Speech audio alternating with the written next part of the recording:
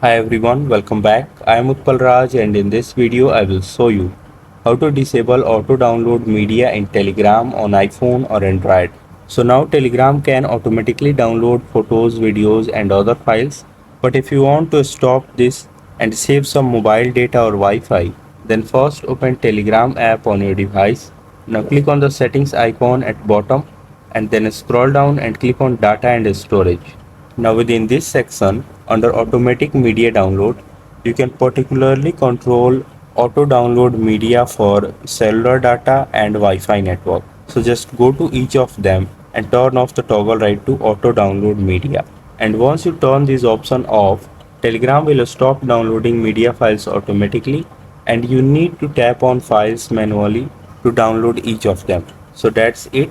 If this video helped you in any way, make sure to like it, share it and subscribe to this channel. Thanks for watching.